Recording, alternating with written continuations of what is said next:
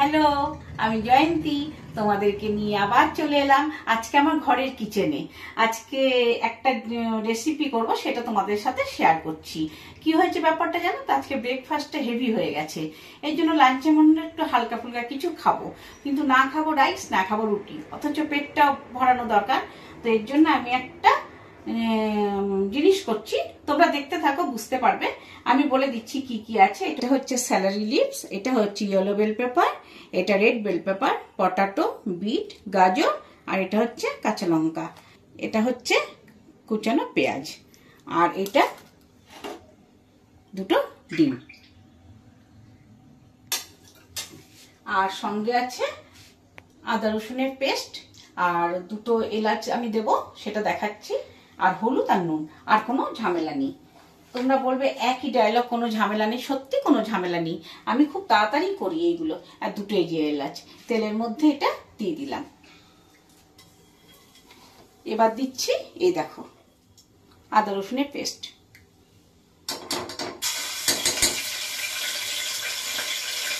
হ্যাঁ, আর একটা কথা, নামানোর পরে একটু তোমরা পারলে ঘি বা বাটার, যাই হোক, যে যেটা পছন্দ করো দেবে। এই দিয়ে দিলাম একটু হলুদ, এই দিলাম নুন। এবার এক এক করে সবগুলো দিচ্ছি। এটা দিচ্ছি কুচানো পেঁয়াজ, সব সবজিগুলো আমি দিয়ে দিলাম একবারে তাড়াতাড়ি করে।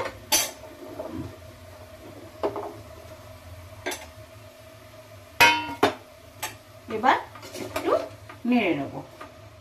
দেখো কি সুন্দর লাগছে না? সবারই পছন্দ হবে এই খাবারটা। এবার এটা একটু কষতে তো হবেই, একটু কষাই। গান শুনিয়ে দিই, গান ছাড়া তো আর কিছু নেই। একটা রান্না হোক, আমি একটু গান করি, গান শোনো, ততক্ষণে হয়ে যাবে রান্নাটা আমার। আমি অন্ধকারের যাত্রী, প্রভু আলোর দৃষ্টি দাও। আমি অন্ধকারের যাত্রী, প্রভু আলোর দৃষ্টি দাও। আমার দু চোখে রাত্রি, তুমি ভোরের ফুল ফোটাও। প্রভু আলোর দৃষ্টি দাও। আমি অন্ধকারের যাত্রী, প্রভু আলোর দৃষ্টি দাও। হ্যাঁ গো, সত্যি আমার পরিবারের যারা আছো তারা অনেকেই জানো, আবার নতুন যারা এসছো আমার পরিবারের সাথে আমাকে ভালোবেসে, তারা তো জানো না। আমি সত্যি, আমি দু চোখে আমার রাত্রি না, আমার এক চোখে। আমি ডান চোখটা আমার অন্ধ হয়ে গেছে, আমি দেখতে পারি না, আমার রেটিনা ডিটাচ হয়ে গেছে একটা অ্যাক্সিডেন্টে। তাই তোমাদেরকে এটা জানানো দরকার ছিল, কারণ অনেক সময় গান করি, কথা বলি, তোমরা ভাববে যে আমার চোখ দুটো কেন বন্ধ হয়ে যাচ্ছে বারবার করে। কথা বলার সময় দেখবে, ফলো করবে তোমরা ভালো করে, আমার চোখটা বন্ধ হয়ে যায়। তাই ভাবলাম আজকে ছুটির দিন বাড়িতে আছি, আমার কিছু দুঃখের কথা তোমাদের কাছেও শেয়ার করি, তার জন্যই বলা। তোমরা আশীর্বাদ করবো ঠাকুরের কাছে।